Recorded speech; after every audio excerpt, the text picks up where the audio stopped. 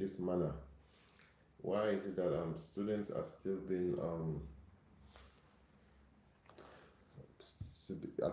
punished severely? Because in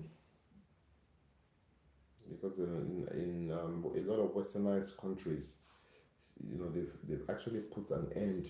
They've put a stop to to corporal punishment, because they feel like corporal punishment is just abuse.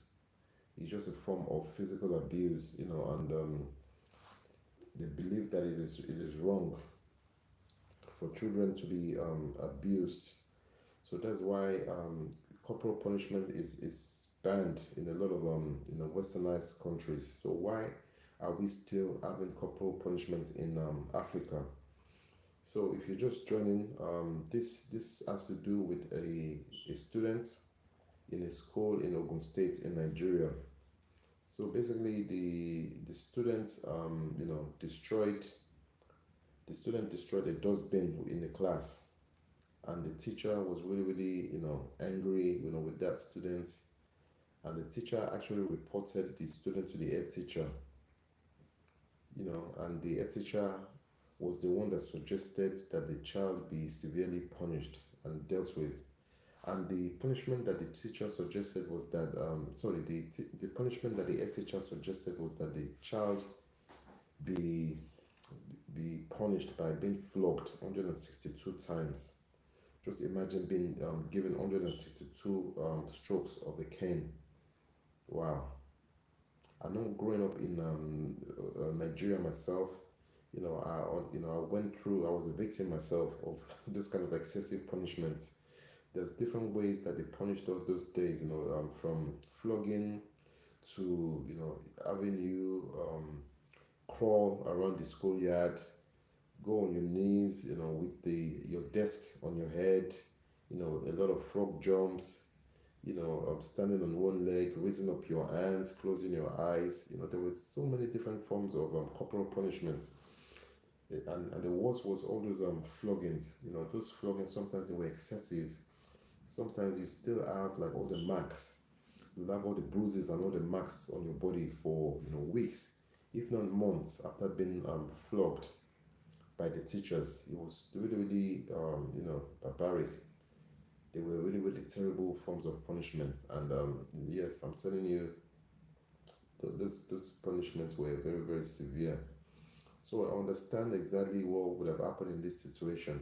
So the head teacher suggested that the child be given 162 strokes of the cane. And in the process of this flogging, the child actually, the students became unconscious.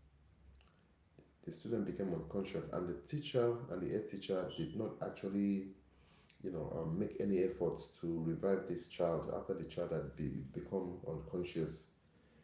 They didn't make any effort whatsoever to revive the child, and they didn't try any forms of first aid. They didn't, they just left that child. They were just looking at the child, and then when they saw that the child was becoming increasingly unresponsive, they then now made an attempt to take the child to the hospital. And by the time they go to the hospital, it was definitely too late, and the child was pronounced as unalived when they go to the hospital. So you can imagine how the parents will feel. Just imagine being a parent and then receiving a call, receiving a message that your child, is now unalived because of the punishment that they received from their teacher. Any parent will be livid. Any parent will be, I can imagine, being a parent and receiving a call that your child has been unalived because they were flogged by the teacher. They were flogged by the teacher 162 times. It's terrible. It's barbaric. I understand that sometimes students need to be punished. They need to be reprimanded for certain actions, but there are ways that you do this. The punishment needs to be it needs to be just. It needs to be in line with the offense. it shouldn't be excessive. It shouldn't be excessive, and it shouldn't be a punishment that's going to endanger the child in any form or way. It shouldn't be something that's going to cause them harm. Students or children can be punished, but don't do it in an excessive manner. Don't do it in a way that their lives or their health becomes endangered, because that's no longer punishment. That is just simply abuse. You can punish a child, you can punish a student, as long as it's not excessive, as long as you don't use excessive force, as long as you don't use violence, then it will be fine. But in this case, this student was flogged 162 times with a cane, and in the process, that child has become unalived. So yes, I think corporal punishment should definitely be banned, in Nigerian schools now. I mean, this is the 21st century, and even all the students that were flogged excessively during their school days, a lot of them still didn't turn out to be good citizens, or they didn't turn out to have good characters anyway. So what's the point of using these forms of punishment on children? I think it is totally wrong, and it's totally unacceptable that in the 21st century, these forms of corporal punishment, these excessive forms of corporal punishment are still being used as a method of disciplining children. I think the world has moved away from corporal punishment, and I think it's about time that we in Africa, especially in Nigeria as well, also move away from corporal punishment as a way of punishing children, especially when it is very, very excessive, like in this situation where it's affected the child, and the child has ended up losing their life. I think that's just unacceptable. It should be stopped, it should be abolished. That even me growing up as a child, I remember you were almost disciplined, you were almost flogged for everything, even like reciting our times table. Sometimes if you recite your times table and you forget some of the numbers, or you mention the wrong number, you were flogged. Sometimes flogged excessively. Sometimes even getting your sums wrong, like in a mathematics test or exam or whatever, not getting 100% in your test, you were flogged. I for one, that was one of the reasons why I hated mathematics as a child. Don't get me wrong, now I enjoy maths, I love mathematics, but as a child, because of that fear, because I was always thinking, oh, if I got it wrong, I was going to be severely punished, I was going to be flogged. Then it made, every time I had maths, I started shivering, because I was really, really fearful. I was afraid that I was going to get flogged for getting my sums wrong. And because of that, I didn't actually learn maths properly. A lot of the formulas, a lot of the techniques, I didn't actually learn them, because I was more focused on getting things wrong and being punished.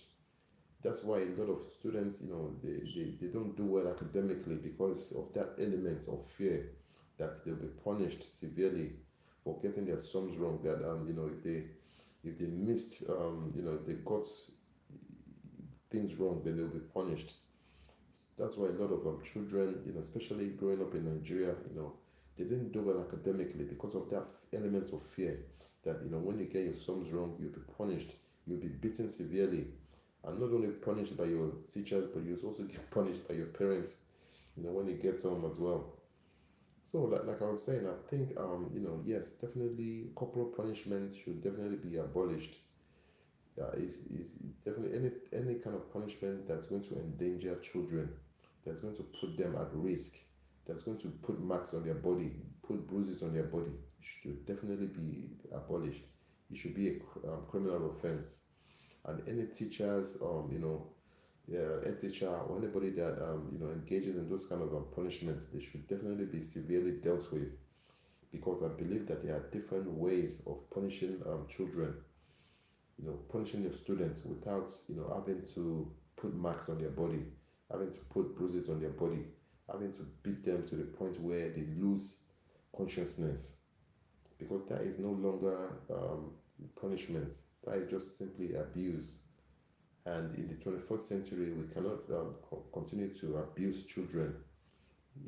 Just in the process of trying to correct them or reprimand them, the world has moved away from corporal punishment, and it's about time that the African continent, especially Nigeria as well, moves away from corporal punishment as a way of disciplining children. There are different ways that children can be punished. There are different ways that you can reprimand children and students. You don't have to put marks on their body. You don't have to put marks on their body to show that you're disciplining them. You know, even as a child growing up as well, I was a victim of all these excessive floggings by teachers. You get flogged for everything. You get flogged for coming late to school. You get flogged for not cutting your nails. You get flogged for not keeping your hair, at a certain length. You get flogged for, not getting your sums right in your test or in your, in class. You get flogged for almost everything. And also, not just being flogged, but you get flogged in a way that it leaves marks on your body. I remember once I was flogged to an extent that my knees, because I was flogged on my upper, my thighs. Sorry, my thighs hurt every time I tried to sit down. When my shorts would rub on my thighs, it really hurt, and there were big bruises, deep bruises, just because I was flogged by a teacher for maybe making noise in class. I mean, that's just unacceptable. In the 21st century, corporal punishment should be abolished. People should come up with way, like teachers and parents, and people. Oh, you're welcome, Palesa. Palesa says, those floggings worked though. We're doing well. We never felt abuse. Palesa, that's a very, very subjective statement, because you might say that those floggings worked, but I know a lot of people, a lot of adults now anyway, that got flogged excessively when they were younger, when they were in primary school, secondary school, and they still became notorious people, when they grew up. When they became adults, they still didn't, it still didn't change them. I know what you mean about the floggings worked, but then, what I'm saying now is that, some teachers, and some head teachers or whatever you want to call them, they don't know how to, draw the line between what's, acceptable form of discipline and what's excessive. A lot of teachers, they do it excessively. Some of them do it out of anger. Don't forget, most of these teachers are not even well paid. Some of them are poorly paid, and they feel like, oh, you're here to question me, you're here to add to my stress, and they just do it out of anger. And especially in this case that I'm discussing now, Palesa, this child, this child was given 162 strokes of the cane. Imagine being flogged 162 times. It's terrible. And this child was flogged to the extent that they became unconscious. And after becoming unconscious, the head teacher and the teacher did not even do anything they didn't make any attempt to try to revive this child. They didn't make any attempt to take this child to the hospital until they saw that the child was becoming increasingly, unresponsive. And by the time they actually decided to take the child to the hospital, it was too late. It was too late. Imagine being a parent and then finding out your child that you sent to school, that you sent to class, ill and healthy, has now become unalived because they were flogged by a teacher. Imagine the anger, imagine the pain that you will feel. That's exactly what I'm saying, Palesa. There's a difference between punishment and abuse. I think it's abuse when you start, beating a child to the point that you can see bruises. You beat a child to the point that the child cannot stand up well. The child cannot walk very well. Or the child has, physical discomfort because of your so-called punishment. Then that's no longer punishment. That's just simply abuse. And I think this. I believe that this corporal punishment should be abolished. I think they definitely should be abolished, especially when the teachers cannot distinguish between what's acceptable and what's excessive.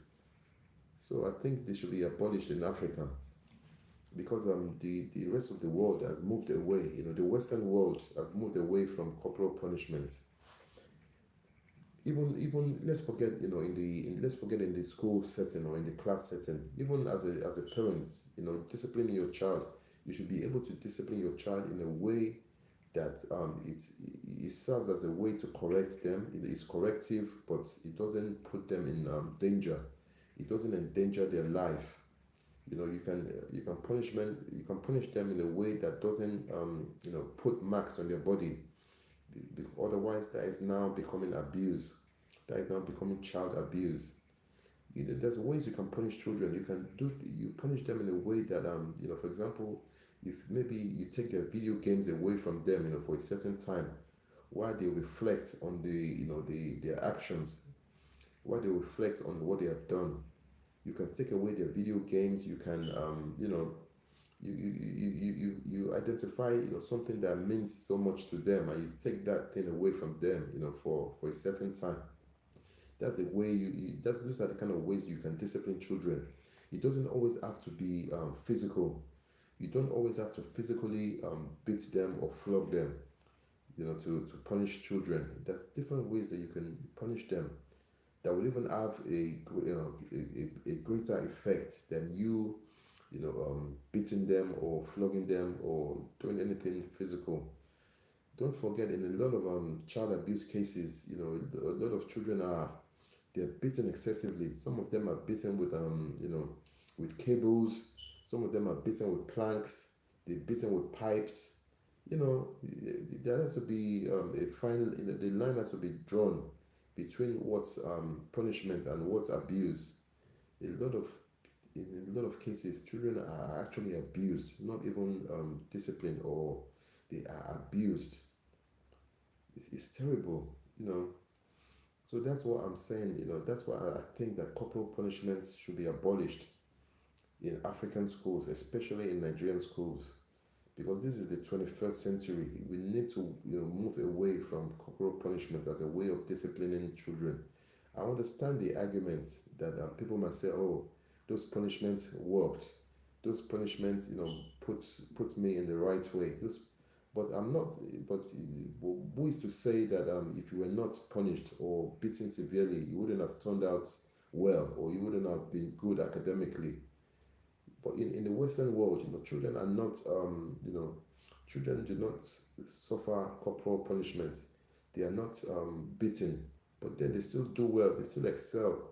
They're still able to learn and to be academic without them being beaten. So why do children need to be beaten in Africa? Why do they need to be flogged?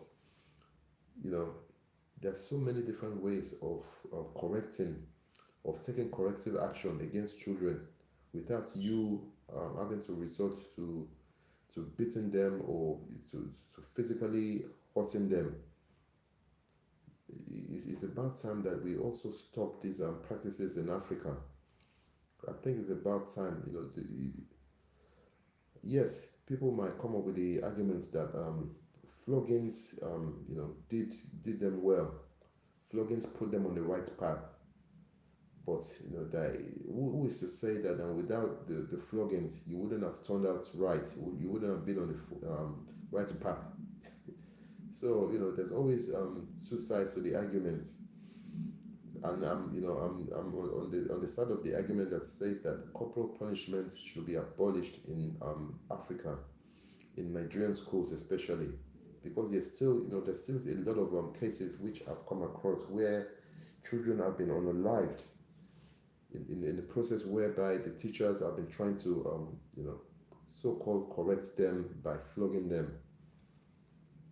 This is definitely wrong for a child to be beaten so excessively to the point that they lose consciousness.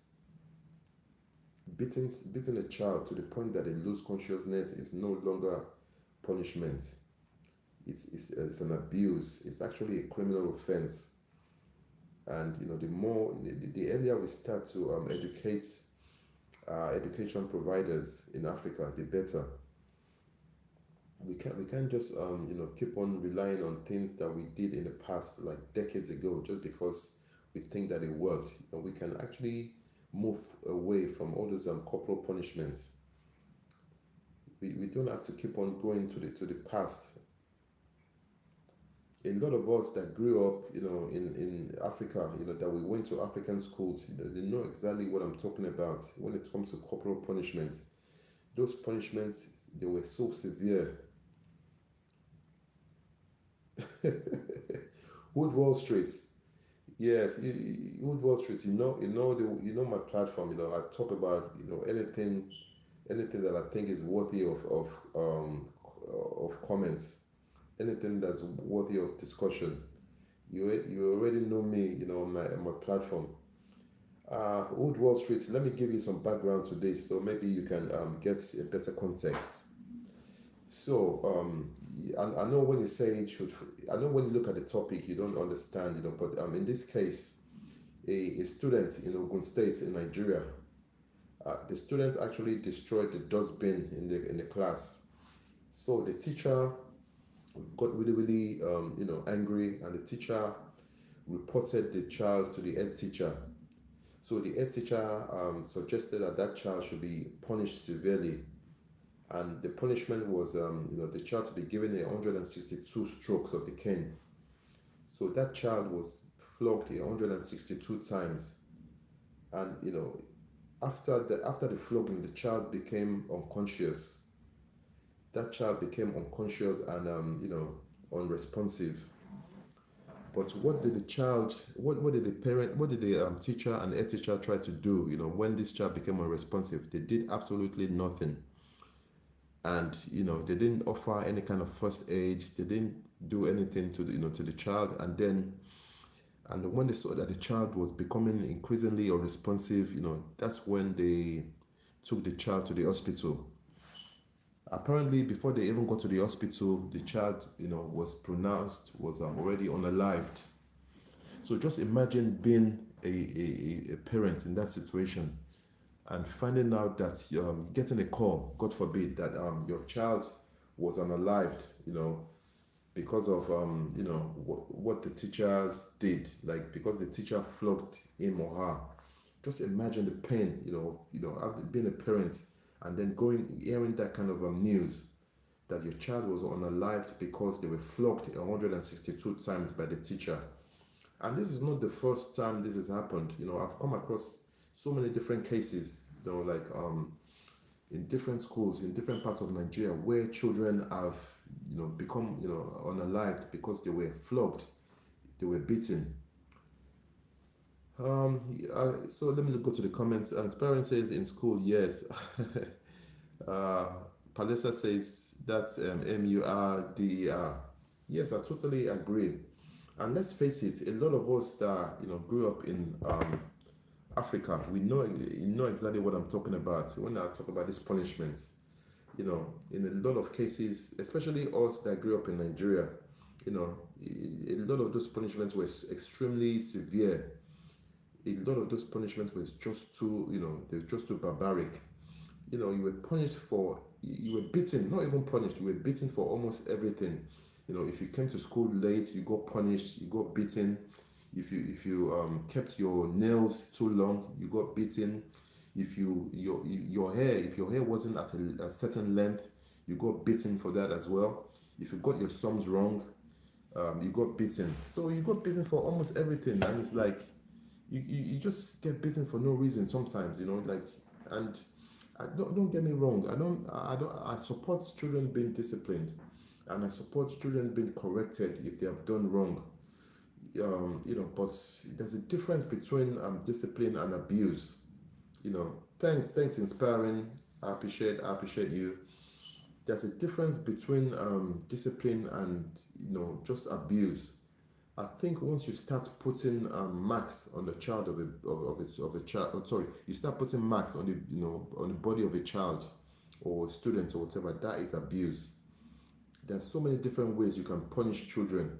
You don't have to resort to excessive means or actual physical harm and to punish them. There are so many different ways that you can punish children. Let's face it, this is the 21st century. The Western world and most of the world have moved away from corporal punishments. You know, have moved away from corporal punishment as a form of abuse. So this is this is not even a topic for discussion. The rest of the world have moved away from corporal punishment. So why are we still using corporal punishment as a corrective measure in Africa? Why are we still using corporal punishment and excessive force? As in most countries, in most civilized countries, if you put a mark on a child or you beat a child for any reason, you end up behind bars. You definitely end up behind bars. There's no question about it. There's no question about it. If you beat a child or you put marks on the body of a child, of a student, whatever, you end up behind bars. So why are we still using corporal punishment as a form of corrective measure in Africa? I know there's some arguments. I think it was Palesa that commented earlier on that those beatings did us good back in the days where we're beaten but then but who is to say without us getting beaten, okay, inspiring. So who is to say without you getting beaten like in class or getting flogged by your teacher, who is to say you wouldn't have turned out into a very worthy and very decent member of society, or you wouldn't have been successful? Let's face it. Look at countries like progressive nations like Japan, like America, like Canada. A lot of they don't believe in corporal punishment. They don't beat their students, but then the children are still excelling. They do well in all kinds of disciplines. They do well. They are very innovative. They do things. Palesa said, "My daughter is listening." She just said, "Mommy, are you listening?" Yes. Oh, that's a good one, Palesa. Don't get me wrong. I'm not saying don't discipline your child. Even the Bible says, spare the rod. What does the Bible say? The Bible says, spare the rod and spare the child or something. But we can't take all those those kind of teachings and use it literally. And that's I'm not saying you shouldn't discipline your child. Don't get me wrong. Of course, you should discipline your child. If your child does wrong, you should discipline them. But we need to distinguish between what's acceptable forms of discipline or punishment and what's abuse. You can discipline your child without having to resort to physical violence or harm. You can. There's so many ways you can discipline a child that would be even more effective than you beating them or you smacking them or you putting some kind of mark on their body. You can take away their favorite toy, especially kids that love their video games. You not letting them play with their video games for a few hours or a few days. Believe me, that is going to do more, damage, than you beating them. Inspiring stories. Palisa says, not in my home too. Inspiring story says, I think some teachers abused it. That's why it was stopped. Okay. And you guys, do you still have corporal punishment in South Africa? I'm not sure about South Africa, but I know in Nigeria, corporal punishment is still, it's still being used. It's definitely still being used. I remember, growing up in Nigeria, some of those punishments were so excessive. Even the girls they were always beaten as well. Like the same force that they use in beating the boys, they will get the girls. They will tell them to pull up their dresses, so that it's tight on their backside, and they'll beat them excessively. And all these all these beatings, they left bruises, they left marks on your body for weeks, if not months, after the actual beating. And it was just really, really terrible.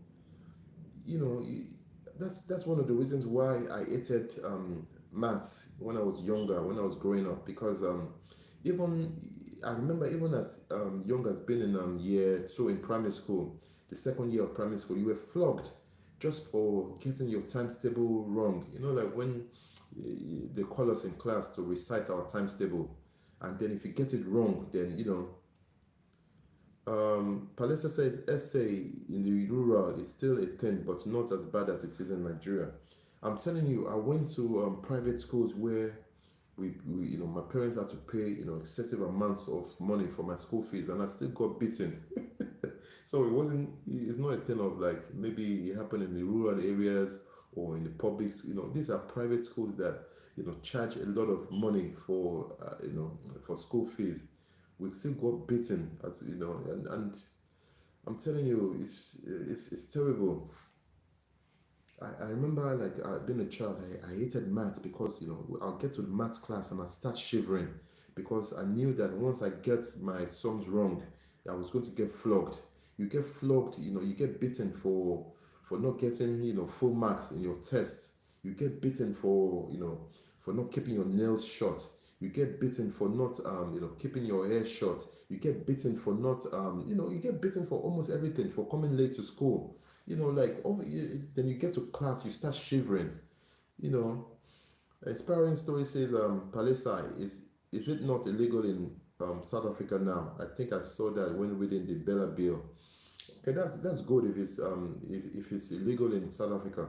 I think the rest of Africa needs to follow suit, especially Nigeria, because a lot of teachers in Nigeria, people don't understand. They don't understand. They don't know where to draw the line between punishment and abuse.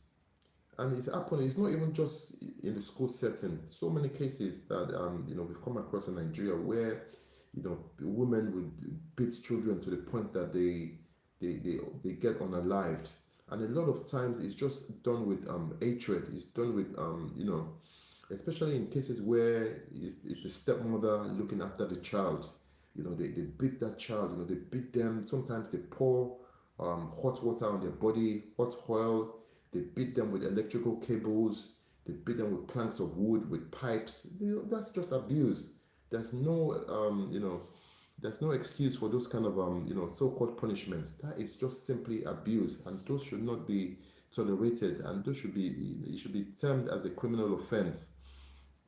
Inspiring says in the rural area they don't care. Where I'm coming from, children still collect. Yes, I know.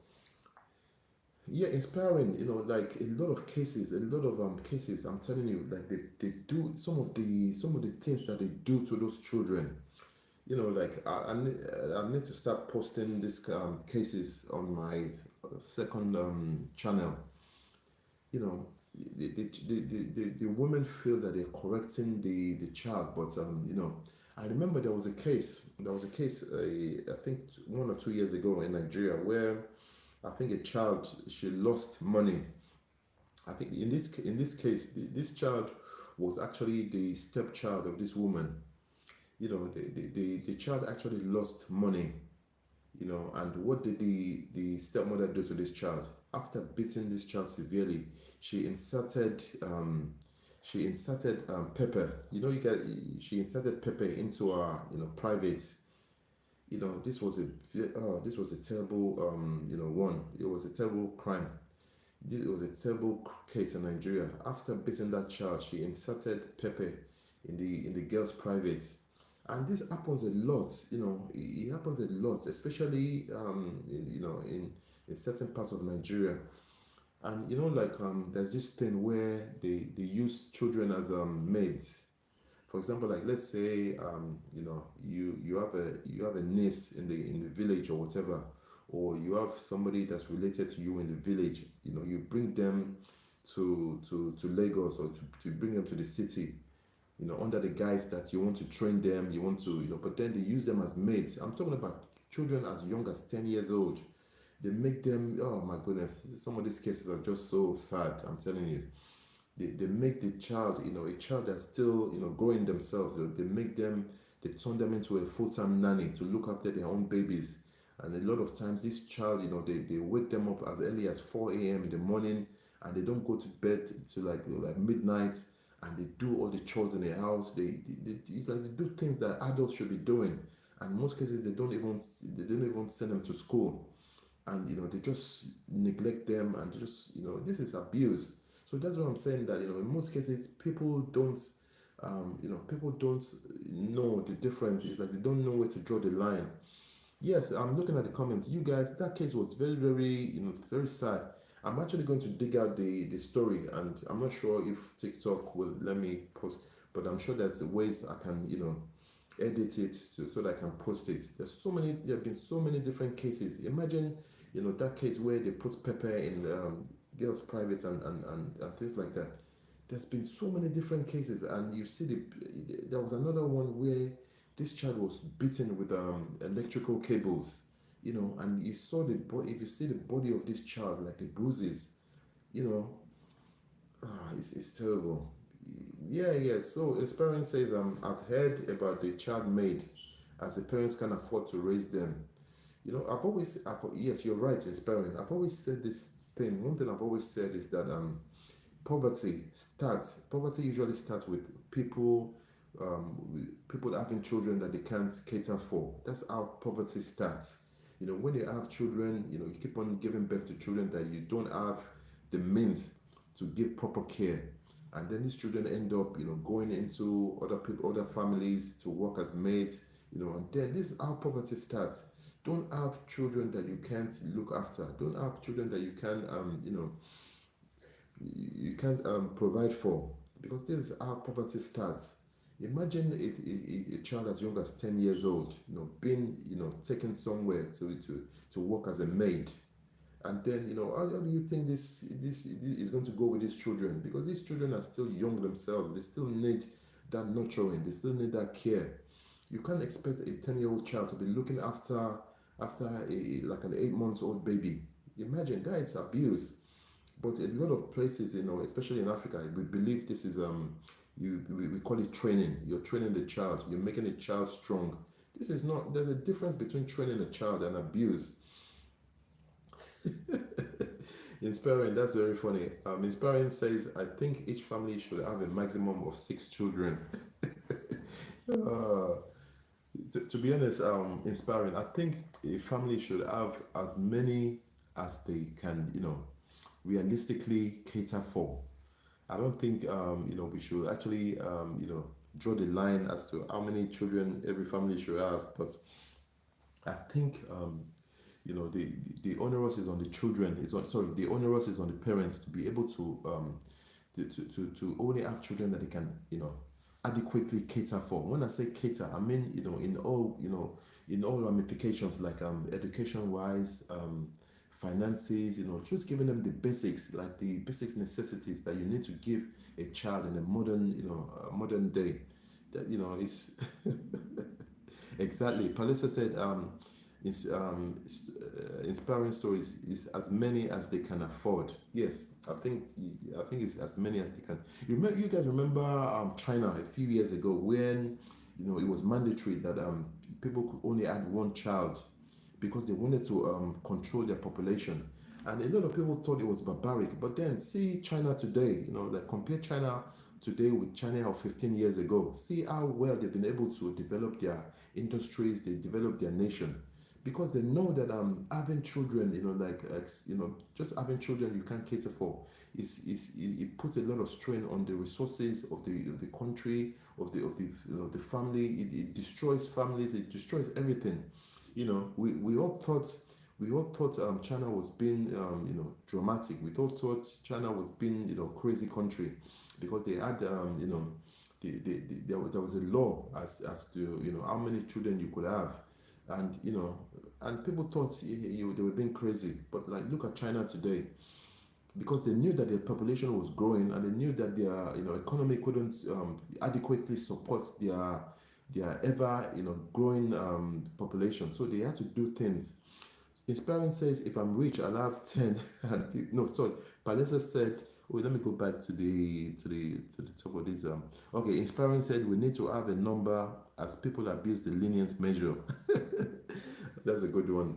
Inspiring. Palisa said, if I'm rich, I'll have 10 and give them the best lives. Yes, as long as you're rich and you can actually, you can give them the best. You know, there's no point just having children and giving them the basic. You have to go. You have to give them things. You have to make them see the world. You just don't have children just and give them just the basic necessities. Just give them food, clothes. And you give them quality education. You give them quality life. You let them you let them think as an innovator. You let them think as an entrepreneur, not just you just don't let them think as a follower. You let them think as a leader. You expose them. You give them things like materials. Like you give them access to the best of the best. You know. Um, Inspiring says they'll have an imbalance in more male than female population. I saw in a documentary. Okay, that's right. You're very right. I remember when China also said. I remember when they were on a live in. Was it female children? I think. Yes, I think it was female children. They were on a live in them, isn't it? Inspiring. Yes, you're right. There was a time they were inspiring. Sorry, the time they were inspiring. There were time they were on a live in the female children. Like especially, I remember. I remember when there was a case I saw. Like this family, they had twins, a male and a female, and they on a live the female one. Yes, you're right. They utilize some extreme measures. They were unaliving female children, which I definitely feel is definitely wrong. No, it's definitely wrong. This actually leads me to another topic where I'm going to discuss on this platform. Is the African attitude towards the female child. You know, I think it's getting better now. Like our attitude towards female children, but I think in the past it was really really terrible, especially in certain parts of Nigeria now that people feel like children female children are not that they don't have that much worth in terms of being able to carry the family name, the family traditions, and being able to own property, being able to own inheritances. And I think all this is wrong. I think it's definitely a topic that we need to discuss. Hopefully when I get my full access back on this platform and I'm able to invite guests, I think it's something that we need to discuss. Like yeah, because all these measures, like Inspiring has rightly said, they have repercussions. Now this is what is happening in China. A lot of them can have wives because because of their policy to unalive female children. In those times. Somebody is saying, Laila. Somebody is saying, what is the best place in Nigeria? That's a very subjective question, Laila. There's no such thing as what's the best place in Nigeria. Nigeria is a very, very big country. There are 36 states in Nigeria. We have too many different ethnic groups. Our population is more than 250 million. So you can't actually say what's the best place in Nigeria. Nigeria has a lot of good places. Sorry guys, if you're wondering where my comment is coming from, I'm also on another platform. So I'm doing a live on two platforms. That's why I'm responding people. I'm replying people on the other platform as well. Somebody was asking me where's the best place in Nigeria. So I said that's a very very subjective. You can actually say where's the best. It's like saying where's the best place in South Africa. The best place for you might be the worst place for somebody else, and it also depends on your interest. It depends on what you like.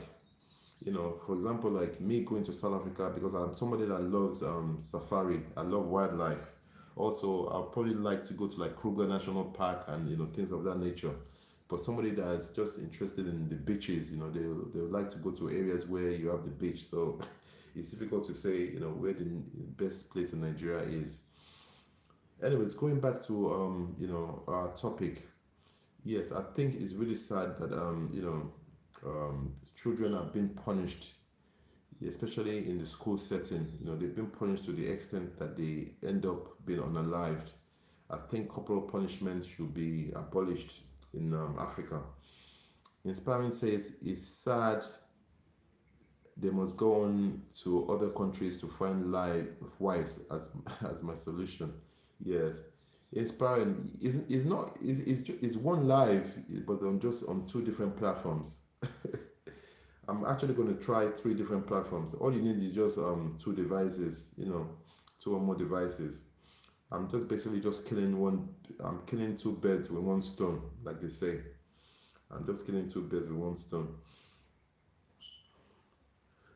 So, like I said, I don't find it wrong that people should correct or discipline their children. But the problem is that when they're unable to draw the lines between what's acceptable form of punishment and what's excessive, you know. So that's what the problem is. When people can't differentiate, they can't differentiate between punishment and abuse. And you flogging a child to the point that the child becomes unconscious, or unresponsive, that is no longer punishment. That is just simply abuse.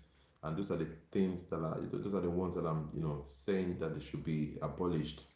Because, you shouldn't beat a child to the point that the child becomes unconscious. Hello, Rachel. Thanks for joining. Oh, thank you very much for the gift. I really appreciate it. So Rachel, before you join, what this topic it happened in Ogun State. So this student, I think the student destroyed a dustbin in the class or something. So the teacher got angry. So the teacher reported the child to the head teacher. So the head teacher suggested that the child should be flogged 162 times, and in the process, the child became unconscious and the child, became unalived. I knew if I put this topic as should flogging be banned, people will say, oh no, it shouldn't be banned. But then, when you hear the context where, I'm trying to form this opinion from, then people understand. Rachel said that is abuse. Yeah, Rachel, but then the problem is that a lot of people, especially in Nigeria, they don't, it's like they don't understand the difference between punishments, acceptable punishment and what's abuse. Because you can remember you growing up as well, in school, the way we're flogged by our teachers, a lot of it now, if you look at it now, it was actually abuse. But they felt like they were correcting us, they felt like they were training us, but it was actually abuse. If you think about it, the way they did it, the excessive manner in which they disciplined us or flogged us in Nigeria, it was abuse. But they don't believe that it wasn't abuse. Rachel says moderates are not excessive. Okay, but Rachel, but how do we draw the line as to what is moderate and what is not excessive? I was telling people before you joined as well. There's been a lot of cases in Nigeria, especially those evil stepmothers, the way they treat their stepchildren. There was a case that I remember that this child lost money. This it was a young girl. She lost money, and then the stepmother beat her so much, and also she put pepper.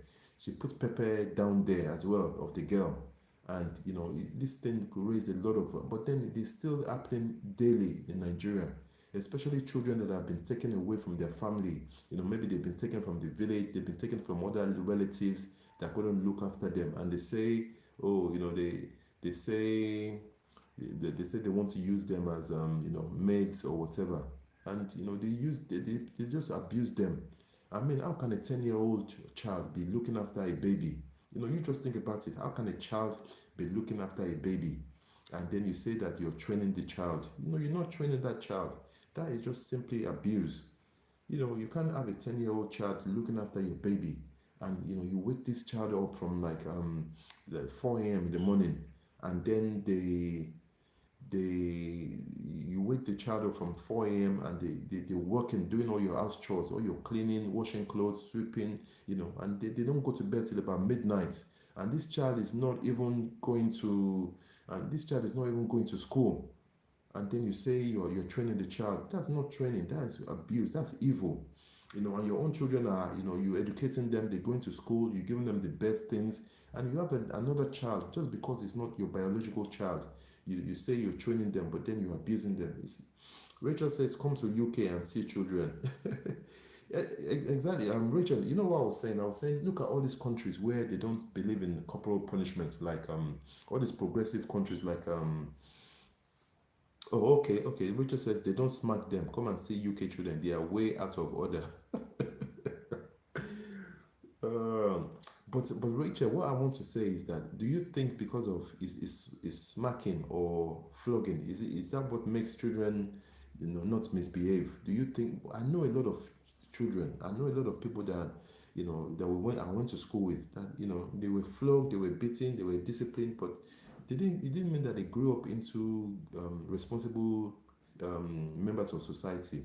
They still turned out bad. They still turned out Rachel says love and smack for me. Yeah, don't get me wrong. I'm not saying that you shouldn't discipline your children. I feel you should discipline them, you should correct them, but you should just be able to draw the line between what's an acceptable form of punishment and what's excessive abuse. I think when you start putting marks on the body of children, on the bruises of children, that is definitely abuse. That's one thing about my father. My father definitely didn't believe in beating children. I don't even remember my father beating me, not even once. But you see my mother, hey, my mom, hey, Chineke, my mom, oh my goodness, I don't even want to remember. My mom was an expert in beating you with every kind of objects, whether it was the spatula for making eba and or an amala, or it was a 6-inch nail shoes or whatever. Rachel says, I'll be draw the line. Oh, Rachel says, but they're smacking. Inspiring says there needs to be a balance. Rachel says, even eyes alone does the smacking. Yeah, that's true. That's what I'm saying is that you can train your children, you can bring them up in a way that you don't necessarily need to resort to physically smacking them or physically beating them before they know that they've been punished. Like you said, even the eyes. You know what they say about the African mom. When the African mom gives you that eye, hey, those eyes. They said pictures. Speaks a thousand words.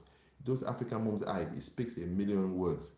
Even growing up, when my mom just give you that look, give you like maybe maybe you went somewhere and she's already warned us that if they ask us if we want to eat or something, and then maybe we go to like we go somewhere and they ask us, oh, would you like something to eat, and your mom just my mom just give you that dirty eye, that dirty look, and I knew that if I ate this food, this might be my last meal, it might be my last supper, so let me just I just say reluctantly, I just say no, I'm full, I'm not hungry. Inspiring says, my dad hardly beat us. The threat of being beaten was more than enough. When those African moms, they give you those eyes, Hmm. You look at the food looks so palatable, it looks so delicious. But when you remember the eye, I remember what is going to await you when you get home. You just that hunger will just disappear at that moment. The hunger will just African moms. Oh my goodness. No, nobody disciplines like an African mother. I'm telling you, no one disciplines like an African mother. Like I said, it's yeah, I definitely support you disciplining your children. Obviously, if you don't discipline your children, the side effects will be worse. Trust me. Even the Bible says, spare the rod and spoil the child.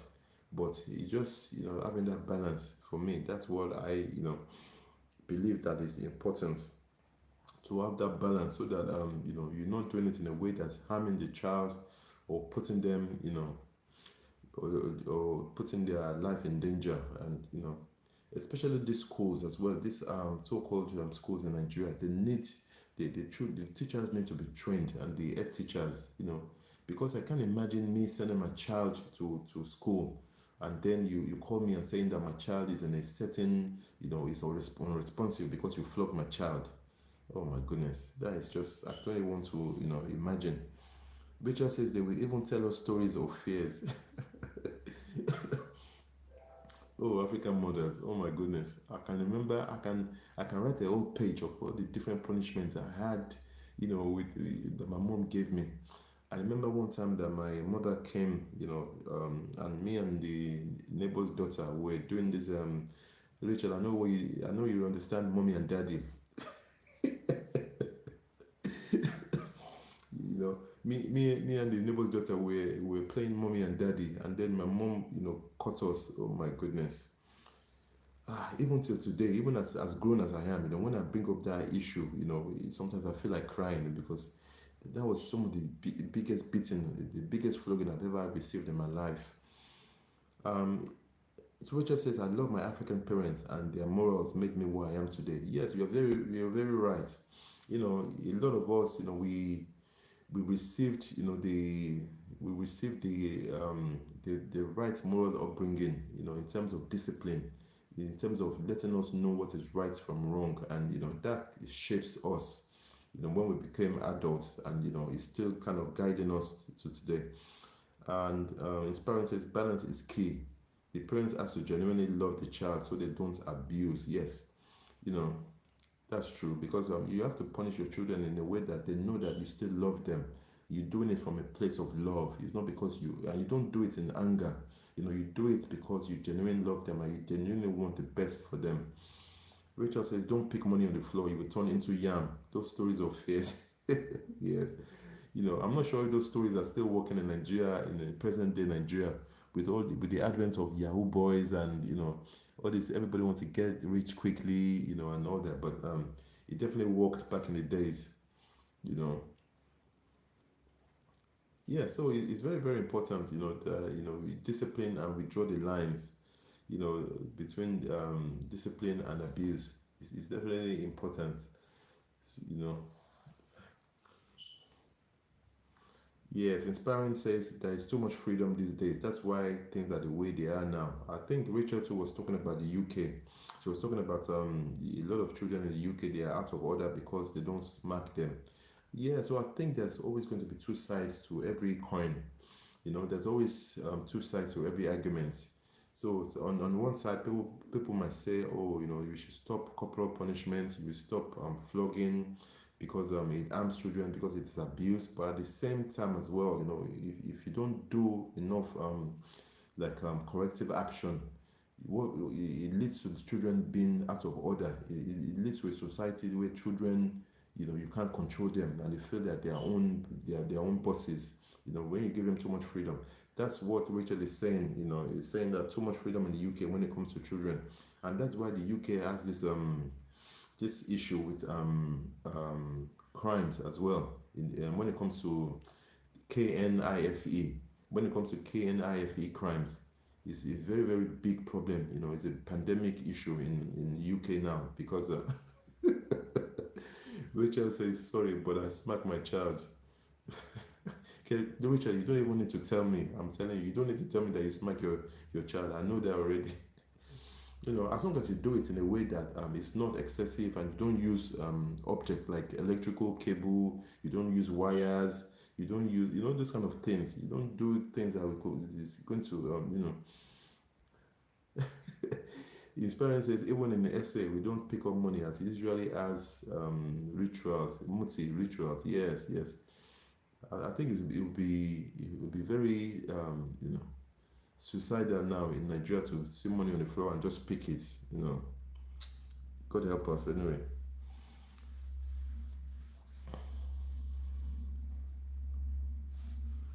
God help us. So hopefully, I hope TikTok will give me my full access back, where I'm able to invite people to the panel. To be honest, I'm getting a lot of I'm getting a lot of buttons where I didn't have before. Like, a lot of my things are slowly coming back on my screen. Even the guests, I didn't have the guest icon for a long time, but now I've got it. But when I click on it, it's telling me there's no connection. So hopefully, I hope TikTok will return my full access, because before I didn't even see this guest, the multi-guest link anymore to be able to invite guests. But now it's come back. But then when I click on it, it's saying no connection. So hopefully, slowly but surely, it will come back. But somebody suggested that I just keep on doing lives. I keep on going lives, every day, so that they will remove the restriction. Rachel says it's a lovely topic. They work in groups. Oh gosh. but let's face it, even though my mom did a lot of the smacking, like if I if I if I remember, a lot of things that she did, she did it from a place of love, and it could definitely corrected me, because as a young boy as well, like sometimes you do a lot of things, boys, boys will always be boys. Boys can be even girls as well, boys were very mischievous. I remember one time, I think I was really young, I went to go and I peed in the fridge for some reason. I actually peed in the fridge. Oh my gosh, that was another beating that I remember. Oh, I chopped so many different kind of beatings. I'm telling you. You know, I also remember one time as well in school that I was fighting, and the head teacher made me and this boy that I was fighting with. We had to crawl around the whole school. Oh my goodness. I tell you, I definitely chopped my own fair share of punishment. I chop more than enough of my fair share. I even, oh gosh. Rachel says, even community joiners to smack your kids. Yes, I remember another time that I was climbing the gates, like the gates of our house in Nigeria. And then, and the neighbor, our neighbor, basically, this busy, his parents says, you deserve a bit in that fridge one. Like, I know I definitely deserve the beating. I remember I was climbing the gates and the neighbor, anyway, that neighbor, she was a, amebo. We call them amebo. These busybody women that don't mind their business, that they always know everything that's happening in the whole street. Anyway, she caught me on the gate and she pulled my ears, all the way from the gate, and she walked me into a compound, into the house, and she walked me to my mother. Oh my goodness. And that's when I received part two of the beating. You know, I was even begging her that she should punish me, that she shouldn't take me to my mother, because I knew that if she took me to my mom, that I was going to chop part. I was going to chop a remix of the beating. I was going to chop the beating, in a remix level. When Nigerian remix I'm a piano with Afrobeat. Yeah, that's how the beating. How it was a remix of the. Oh my goodness. Anyways, guys, I think, yeah, I've done more than 1.5 hours now, so I need to go and do other things. So I really, really thank you guys for joining me on this live. You know, thank you for your support. Thank you for your comments, and hopefully very soon I'll get my full access back on this page. And I'm not sure why the app is just restricting people from having the panel. I'm not sure. I know it's not everybody, but yeah, I've spoken to a few people as well. They're having the same issues that I'm facing about not being able to invite people to the panel. So maybe I think TikTok just wants us to do certain things, to complete certain goals or whatever. I'm not sure, but hopefully, don't worry, guys. I'll be back, later today with another interesting topic. It's not every time we have to discuss South Africa and Nigeria. There's a lot of other topics that affects us as Africans that we need to be discussing. I think the next topic will probably be the girl child. The importance that we as Africans place on the girl child, because I feel that in Africa, a lot of communities, a lot of societies still feel like female children are not as worthy as male children, and I think this notion needs to be corrected, because let's face it, female children are now doing they're doing way better than male children. They're doing things that male children traditionally would have known to have been. A lot of female children are the ones that actually look after the parents. Female children are the ones that look after the parents. A lot of male. I'm not saying the males don't care, but females are the ones that they remember their parents more. They make sure that things are put in place. And it wasn't like before, back in the days, that female children weren't given the same rights in terms of education and everything. Female children are now doing better academically. They having jobs that traditionally were male dominated. Anyway, don't let me say too much. Let's leave it for that topic when we discuss that topic. Rachel says, "I was raised as a man." Yeah, there's a lot of women that they are they're very very progressive. They have male like characteristics, like they are hustlers, they are go getters. Even even in marriage settings, I know some friends that the wife is the one that pushes the husband, like, no, honey, we can do this, we can achieve this, we can buy this, we can own this, we can invest, we can like they're the ones that make. Rachel says, my feminine side of me is asleep. Please don't let it sleep too much, don't let it. Don't let it slip too much. I understand what you mean, though, Rachel. You know, I think we need to correct the notion that only male children are seen as important. And you see a lot of all these uneducated men in Africa. They say, oh, my wife keeps giving me male children. Sorry, my wife keeps giving me female children. So let me go and marry. Let me go and marry another woman. And then they marry another woman, and they end up having another female child. How uneducated can you be as a man to start blaming your wife for giving you female children? Like you're blaming, and you're the one that's responsible for the female children, but you're blaming your wife for giving you. Oh gosh, women suffered a lot, traditionally in Africa, and because then, a lot of people were not educated, scientifically, anyways. They didn't understand that it was the man that was actually responsible for the, for the for the gender of the child, for the sex of the child. And a lot of women they were abused. A lot of women they went through a lot of humiliation. They went through just because they were having female children, not knowing that it was actually the man's it was actually the man's fault for them having oh gosh, I'll tell you what, illiteracy, like they say, is a disease. God save, God be with us. Anyway, guys, let me wrap it up now. Thank you for joining, and I'll catch you on my next live, or I'll catch you guys on other lives. Thank you. See you soon.